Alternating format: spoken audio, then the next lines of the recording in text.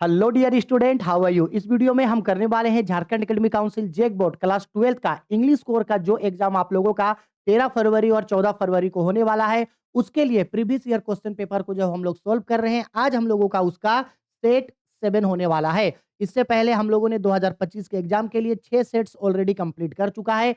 साथ ही साथ model paper solve कर लिया, पिछले साल का मॉडल पेपर हो गया, पिछले साल का प्रीवियस ईयर क्वेश्चन पेपर हो गया, परख का मॉडल पेपर हो गया, चैप्टर बाय चैप्टर ऑब्जेक्टिव हो गया, सब्जेक्टिव हो गया, एक मैराथन लाइव क्लासेस हो गया। इसके बाद आप लोगों का एक और महा मैराथन क्लास हम आप लोगों के लिए लेकर के आएंगे। उसको कर लेने के बाद पूरा का पूरा इंग्लिश स्कोर में हम लोगों का 100 में 100% मार्क्स स्कोर हो जाएगा। बस हम आप लोगों को जो जो चीज पढ़ाए हैं, बस आपको वो सारा चीज को पढ़ना है। और भाई एग्जाम में तो इस बार आप लोग फोड़ के रख दोगे, एग्जाम में तो आप लोग इस बार धुआं मचा दोगे। तो एग्जाम का आप लोगों को टेंशन लेने का कोई जरूरत नहीं। हमको पूरा यकीन है कि मेरा स्टूडेंट लोग इस बार एग्जाम में झंडा गाड़ के आएगा। इस बार एग्जाम में आप लोग अपना नाम जरूर रोशन करोगे, तो आप लोगों को उसके लिए परेशान होने का जरूरत नहीं है। ठीक है, चलो समय नहीं गवाते हैं, टाइम बहुत कम है। हम लोग मॉडल पेपर का सेट 7 को सोल्व कर रहे हैं। और हाँ, ये आप लोगों का एक तरीके का टेस्ट होगा, क्योंकि हर चीज इसमें से आप लोगों को पहले ही पढ़ा चुके हैं। तो आप लोग पेपर निकालो, पेन निकालो, और जितना भी क्वेश्चंस होगा उस पेपर में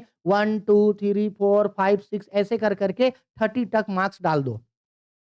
फिर 1 का आंसर आपको क्या लगता है, 2 का आंसर आपको क्या लगता है, 3 का आंसर क्या लगता है, वो सब लिखना। हम आंसर बताते जाएंगे, वो मेज भी करते जाना। और लास्ट में वीडियो के एंड में हमको कमेंट करके बताना कि 30 में से आपका कितना क्वेश्चन सही हुआ। हम तो यही मान के चल रहे हैं, मेरे जितने भी स्टूडेंट्स हैं उन लोगों का 30 में 30 एमसीक्यू एकदम सही होना ही होना चाहिए। लेकिन आप लोग नीचे कमेंट करके हमको जरूर बताओगे कि आप लोगों का कितना क्वेश्चन आंसर जो है वो सही हुआ है। ठीक है, चलो समय नहीं गवाते हैं। अब देखो पहला क्वेश्चन क्या बोला। बोल रहा है क्वेश्चन पे, इन notice writing the name of the institution या ऑर्गेनाइजेशन इज प्लेस्ड। जब हम लोग एक नोटिस लिखते हैं, इस तरीके से नोटिस लिखते हैं ना, तो इस नोटिस में जो स्कूल या जो कॉलेज का नाम होता है उसको कहाँ लिखते हैं। तो इंस्टीट्यूट और कॉलेज स्कूल का नाम हमेशा हम लोग कहाँ लिखते हैं, टॉप में। यहाँ पे लिखते हैं हम लोग टॉप में। इसके बाद हम लोग यहाँ पे क्या लिखते हैं, नोटिस का हेडिंग डालते हैं। इसके बाद हम लोग यहाँ पे डेट डालते हैं। इसके बाद यहाँ पे टाइटल लिखते हैं। इसके बाद हम लोग यहाँ पे मेन बॉडी को लिखते हैं, और नीचे जो है वो डेजिग्नेशन को लिखते हैं। तो सबसे ऊपर में हम लोग जो है वो नोट स्कूल या कॉलेज का नाम को लिखते हैं। तो राइट आंसर होगा एट द टॉप। तो 1 का आंसर होगा सी। आप बताओ आपका ये क्वेश्चन सही बना या गलत। ठीक है, चलो आगे बढ़ते हैं। नेक्स्ट नेक्स्ट आते हैं हम लोग क्वेश्चन नंबर 2 में। देखो 2 नंबर क्वेश्चन पे हम लोगों को यहाँ क्या बोला जा रहा है, in a letter to editor salutation is written just after. जब हम लोग लेटर टू एडिटर लिखते हैं तो सैल्यूटेशन संपादक को हमेशा हम लोग किसके बाद लिखते हैं। तो लेटर टू एडिटर लिखते समय सबसे पहले हमेशा सेंडर्स का एड्रेस लिखा हुआ होता है। इसके बाद डेट लिखा जाता है एक लाइन छोड़ के, फिर एक लाइन छोड़ करके रिसीवर्स का एड्रेस लिखा जाता है, फिर एक लाइन छोड़ करके सब्जेक्ट लिखा जाता है, और इस सब्जेक्ट के बाद फिर एक रो छोड़ करके यहाँ सैल्यूटेशन लिखा जाता है। और सैल्यूटेशन लिखा जाता है आपका रिस्पेक्टेड सर या मेम करके, यहाँ पे सैल्यूटेशन लिखा होता है। सैल्यूटेशन के बाद यहाँ पे मेन बॉडी रहता है और नीचे सब्सक्रिप्शन रहता है।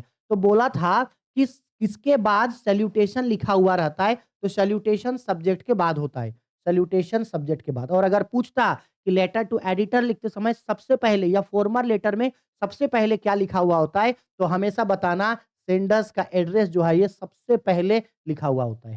ठीक है, चलो आगे बढ़ते हैं। Question number 3। अब देखो क्वेश्चन नंबर 3 पे बोल रहा है, what is the correct way to write the subscription in formal letter. जब फॉर्मल लेटर में सब्सक्रिप्शन लिखते हैं, सबसे लास्ट में सब्सक्रिप्शन लिखा जाता है, योर सिंसियरली, योर फेथफुल्ली, या योर्स ट्रूली, इस टाइप का। तो उसको लिखने का तरीका क्या होता है, जो योर ट्रूली लिखा हुआ रहेगा, योर्स ट्रूली, उसका वाई कैपिटल लेटर में रहेगा, और जो ट्रूली का टी होगा वो स्मॉल लेटर में होगा। देख लो, सब जगह तो योर्स ट्रूली लिखा है, लेकिन करेक्ट फॉर्म है हम लोगों का ये, वाई कैपिटल वर्ड में रहेगा, Y O U R S, सब ये सब बाद में स्मॉल लेटर में आपका रहेगा, योर्स ट्रूली, इस टाइप का लिखते हैं। ऑप्शन सी इसका राइट आंसर होगा। ठीक है, चलो आगे। Question number 4, in report writing the language should use, the language used should be. जब हम लोग एक रिपोर्ट लिखते हैं तो उस रिपोर्ट का जो लैंग्वेज होता है वो हमेशा कैसा होना चाहिए। तो एक रिपोर्ट का जो लैंग्वेज होता है वो हमेशा लाउड होना चाहिए। क्या होना चाहिए, लाउड, यानी उस चीज के बारे में सब लोगों को पता हो। अगर ऑप्शन में रहता लाउड एंड क्लियर और ऑप्शन सी पे बोथ रहता तो लाउड एंड क्लियर दोनों आंसर तब मेरा होता, तब हम लोग बोथ पे टिक लगाते, लेकिन ये तो नहीं है बोथ। ठीक है, तो ऑप्शन नंबर ए हम लोगों का राइट आंसर होगा। और एडवांस राइटिंग स्किल का हम क्वेश्चन लेकर के आएंगे, परेशान मत होना। अब आते हैं एक पोयम का स्टेंजा। हम जैसे पहले भी बोल रहे थे, मोस्ट प्रोबेबल चांस है कि मॉडल पेपर में जो आप लोगों का पोयम दिया है वही पोयम आप लोगों को एग्जाम में भी पूछेगा। ठीक है, अब देखो क्वेश्चन में क्या बोल रहा है। आई शॉ माई मदर, अगर पूरे पोयम में कहीं भी मदर का जिक्र हो, बिसाइड का जिक्र हो, कोचिन एयरपोर्ट का जिक्र हो, स्लीपिंग का जिक्र हो, तो समझ जाना कि ये मोम के बारे में बता रही है। और माँ के बारे में सिर्फ एक ही पोयम में बताया गया है, माई मदर एट 66, जिनके पोएट है हम लोगों की कमला दास। कौन है पोएट? कमला दास। ठीक है, इसको याद रखना। तो अब ये तो पता चल गया कि ये माई मदर एट 66 पोयम का पार्ट है। अब देखते हैं कि इस पोयम से क्या-क्या क्वेश्चन हम लोगों को पूछ रहा है। तो पहला क्वेश्चन पूछा है, क्वेश्चन नंबर 5 करके, name of the poem of the given lines is. ये जो ऊपर जो लाइन पढ़े, जो एक्सट्रैक्ट पढ़े, वो किस पोयम से लिया गया है? तो ये लिया गया है मेरा माई मदर एट 66 से। ठीक है, आगे नेक्स्ट क्वेश्चन पे क्या बोल रहा है? The poet's mother is described as open mounted because. Poet की माँ को डिस्क्राइब किया गया है ओपन माउंटेड, यानी उनका मुंह खुला हुआ है। किस लिए? क्योंकि वो सी वाज डोजिंग, क्योंकि वो थोड़ा सा सोई हुई है ऐसे करके, और थोड़ा सा मुंह उनका खुला हुआ है, उसी को बोला जाता है डोजिंग। ठीक है, आगे नेक्स्ट क्वेश्चन उसी पोयम का क्वेश्चन है। ये भी बोला गया है, in the given extract the phase realised with pain indicates the poet's. Realise with pain poem में एक जगह लिखा हुआ है। ये पोएट क्या किस चीज को दर्शा रहा है? तो ये पोएट का बचपन के ट्रबल्स, यानी बचपन के डर को दर्शा रहा है। पोएट बचपन में डरती थी कि शायद जब हम बड़े हो जाएंगे तो मेरी माँ ना रहे, मेरी माँ शायद डेथ कर जाए, शायद हम उनको खो दें। तो यही डर अब दोबारा से पोएट को सता रहा है। इसलिए वो बोलती है रियलाइज्ड विथ पेन, हमको बीता हुआ कल का जो मेरा डर है, जो मेरा दर्द है, वो हमको फिर से अब सता रहा है। ठीक है, वो पोयम खत्म हो गया। अब आते हैं फिर से क्वेश्चन आंसर पे बुक का। बोल रहा है क्वेश्चन पे, according to the poet the thing of beauty is. Keeping quiet का है, किसका है ये? कीपिंग क्वाइट का है। और कीपिंग क्वाइट के पोएट कौन है? आप नीचे हमको कमेंट करके बताना। तो कीपिंग क्वाइट के पोएट का नाम क्या है? नीचे कमेंट करके बताना। According to the poet a thing of beauty is a joy forever. Poet के अनुसार सुंदर चीजों की सुंदरता हमेशा बने रहती है। They will never passes into nothingness, वो कभी भी उनका खत्म नहीं होता है। ठीक है, आगे क्वेश्चन नंबर 9। क्वेश्चन नंबर 9 पे बोल रहा है, the story the last lesson highlight which human tendency. आप हमको नीचे कमेंट करके बताओ कि द लास्ट लेसन स्टोरी के ऑथर का नाम क्या है। नीचे कमेंट करके हमको बताओ। ये जो लास्ट लेसन स्टोरी में बताया गया है वो किस ह्यूमन टेंडेंसी के बारे में बताया है? तो ये बताया गया है प्रोक्रास्टिनेशन के बारे में। किसके बारे में? प्रोक्रास्टिनेशन, यानी कि देशभक्ति, ईमानदारी, देश के प्रति समर्पण को बताया गया है, जो एम हेमल करते हैं। प्रोक्रास्टिनेशन। आगे क्वेश्चन पे, who was mister Lamb. Mister Lamb कौन है? ठीक है, on the face of it का पार्ट है ये, सुजैन हिल इनकी ऑथर है। On the face of it में जो मिस्टर लेम बताया गया है वो एक ओल्ड मैन है। मिस्टर लेम क्या है? एक ओल्ड मैन है। Mister Lamb was an old man. Mister Lamb क्या है? एक ओल्ड मैन है। आगे नेक्स्ट आते हैं क्वेश्चन नंबर 11।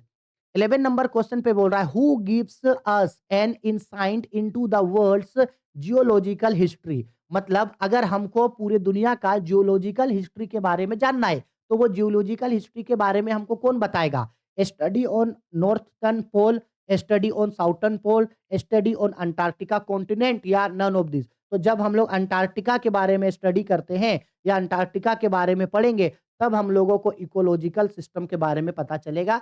हमारा पास्ट, प्रेजेंट और फ्यूचर के बारे में पता चलेगा। आगे next question, who is the author of Indigo. Indigo story के ऑथर कौन है? तो इनके ऑथर है लुइस फिक्सल। Louis fixer. ठीक है, और हम बोले हैं कि जितना भी फ्लेमिंगो और बिस्तास का स्टोरी और बुक है, वहां के ऑथर और पोएट का नाम याद करने का ट्रिक सिखाए थे। याद जरूर रखना ऑथर और पोएट का नाम। हो सकता है कि एग्जाम में 2 से 3 एमसीक्यू इसके ऊपर दिख जाए। ठीक है, तो इसीलिए याद जरूर रखना, क्योंकि हर साल तो दिया है अब तक, तो हो सकता है आप लोगों को भी एग्जाम में दे दे। Who was doctor Sadao's wife. Doctor Sadao की वाइफ का नाम क्या है? डॉक्टर सडाउ की वाइफ का नाम है हाना। और जो यूमी है वो डॉक्टर सडाउ की नौकरानी है। यूमी कौन है? डॉक्टर सडाउ की नौकरानी है। ठीक है, सर्वेंट है, लेकिन वाइफ बोला तो वाइफ कौन है? हाना है। ठीक है, आगे next question number 14। Question number 14 पे बोल रहा है what was the name of the school where Zitkala Sa study on the childhood story के ऑथर है जिट कालासाय बामा। तो जिट कालासा जो है जो एक नेटिव अमेरिकन है वो वो कहाँ मतलब कौन स्कूल में वो पढ़ती थी? तो वो पढ़ती थी आपका कार्लिस इंडियन स्कूल में वो पढ़ती थी। ऑप्शन ए इसका राइट आंसर हो जाएगा। ठीक है आगे क्वेश्चन नंबर 15। 15 पे बोल रहा है why do the celebrities feel embarrassed most often?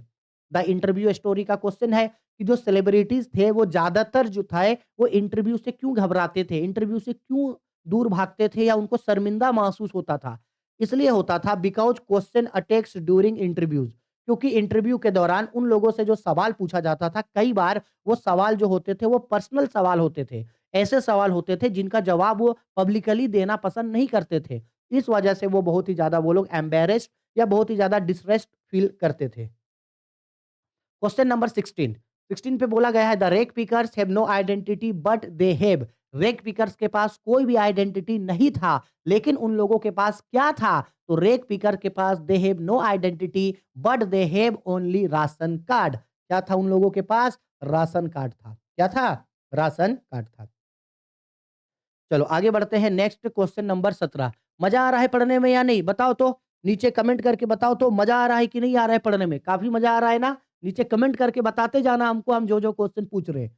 ठीक है, ये नहीं कि सिर्फ सुनते भाग जाओ, नहीं। When ever terror Aztec against Douglas could start, जब भी डगलस को पानी में डूबने का डर दोबारा से परेशान करता था तो डगलस क्या करता था? तो डगलस दोबारा जो है उस टेरर से बात करने लगता था। टॉकिंग विथ टेरर, बोलता था कि क्या लगता है तुम हमको अगली बार डरा देगा ना? अब तो हम तैरना सीख के ही रहेंगे बबुआ, फिर चाहे तुम कितना भी डराओ। क्वेश्चन नंबर 18 इंपॉर्टेंट क्वेश्चन है। How many delegates participated in the December 1916 annual convention of the Indian national Congress party held at Lucknow? देखो इसी के ऊपर 3 क्वेश्चन आ गया।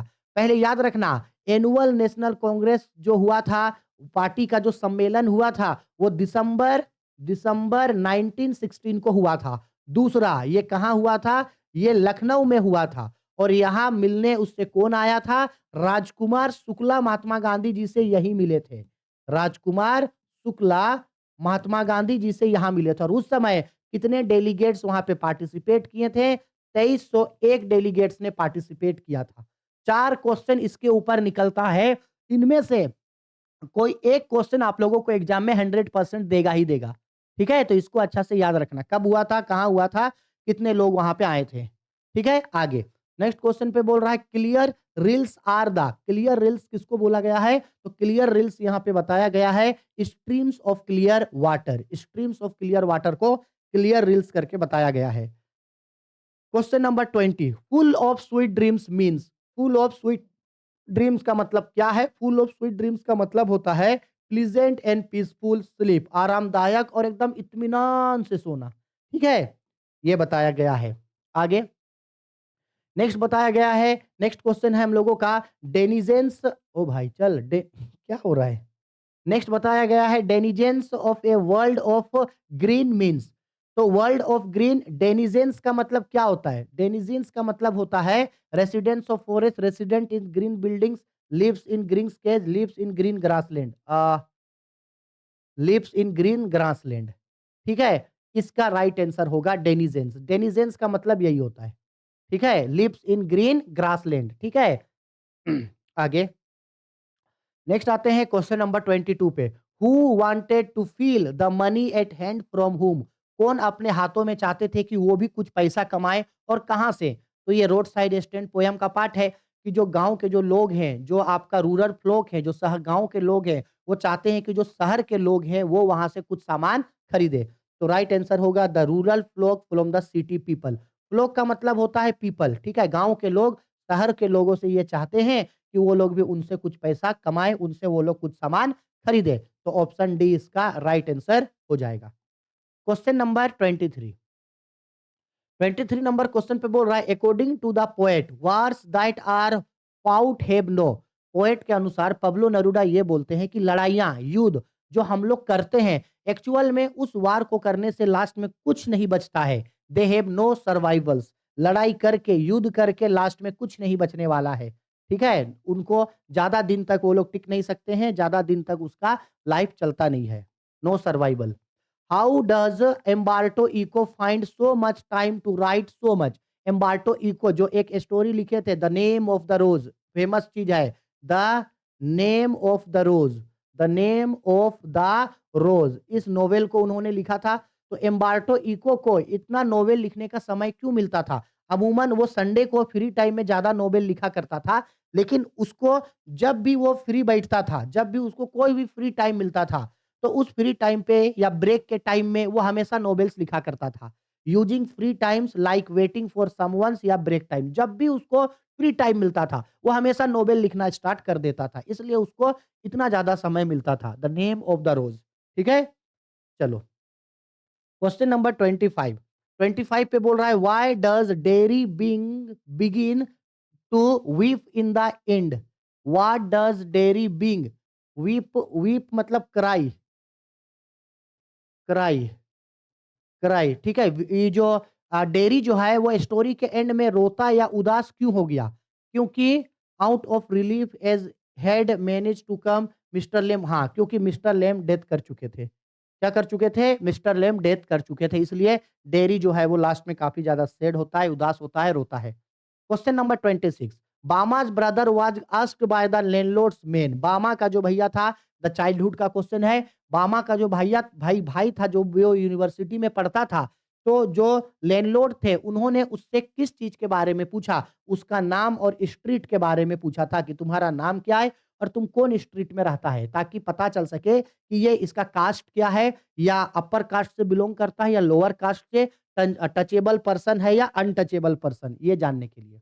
नेक्स्ट क्वेश्चन बोल रहा है how old was the Prince when he ridiculed the astrologer? Prince उस समय कितने दिनों या कितने दिन के थे जब उन्होंने ज्योतिषियों को आश्चर्यचकित कर दिया था? तो उस समय वो 10 दिनों का था। जब उसके बारे में प्रिडिक्शन होता है ना कि टाइगर इसका मौत का कारण बनेगा, तो वो बोलने लगता है कि कैसे? वो आगे question number 28। Who was the writer of the poem keeping quiet? Keeping quiet क्या ऑथर है हम लोगों के? Pablo Neruda, Pablo Neruda. ठीक है? John Keats thing of beauty के पोएट हैं। Thing of beauty, thing of beauty Ted Hughes, Ted Hughes तो इसमें है, ये नहीं है। एंड्रिन रिच, एंड्रिन रिंच ये aunt Jennifer's tiger, aunt Jennifer's tigers इसके हैं।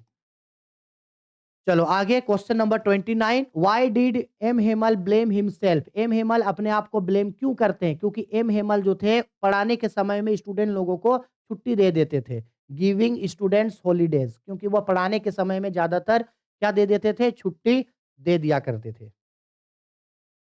नेक्स्ट आते हैं क्वेश्चन नंबर 30। 30 नंबर क्वेश्चन पे देखो क्या बोल रहा है। What forces children to live a life of exploitation? ये जो है ये लोस्ट स्प्रिंग का क्वेश्चन है कि चाइल्डहुड यानी बच्चों लोगों का बचपन में शोषण होने का सबसे बड़ा रीजन क्या है? सबसे बड़ा रीजन है पॉवर्टी, गरीबी। सबसे बड़ा रीजन गरीबी है। फिर चाहे साहेब का बात आप कर लो, फिर चाहे आप मुकेश का बात कर लो।